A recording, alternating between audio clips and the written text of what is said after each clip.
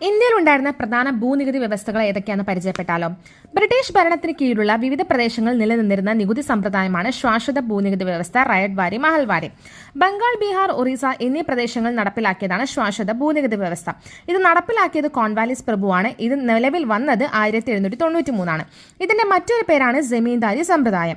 ഇതിന്റെ പ്രധാന പങ്കുവഹിച്ച ഉദ്യോഗസ്ഥനാണ് ജോൺ ഷോർ. ബംഗാളിൽ ശാശ്വത ഭൂനികുതി വ്യവസ്ഥ നടപ്പിലാക്കിയത് ജോൺ ഷോർ ആണ്. ശാശ്വത ഭൂനികുതി വ്യവസ്ഥയിൽ കർഷകരിൽ നിന്നും നികുതി പിരിച്ചിരുന്നത് ജമീന്ദാർമാരാണ്. നികുതി പിരിവിന് അധികാരമുണ്ടായിരുന്ന പ്രദേശത്തെ മുഴുവൻ ഭൂമിയുടെയും ഉടമസ്ഥർ ജമീന്ദാർ ആയിരുന്നു. ജമീന്ദാർ ഭൂ ഉടമകളായതോടെ യഥാർത്ഥ കർഷകർ കുടിയാന്മാരായി മാറി. അവരുടെ വിളവിന്റെ 60% വരെ അവർ വാങ്ങിയിരുന്നു. കർഷകരിൽ നിന്നും നേരിട്ട് നികുതി പിരിച്ചിരുന്നതാണ് റയട്ട്വാരി.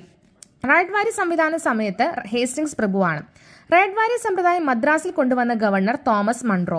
റയട്ട്വാരി വ്യവസ്ഥ നടപ്പിലാക്കിയത് ദക്ഷിണേന്ത്യൻ പ്രദേശങ്ങളിലാണ്. മഹൽവാരി വ്യവസ്ഥ നടപ്പിലാക്കിയത് വടക്കു പടിഞ്ഞാറൻ ഇന്ത്യയാണ്.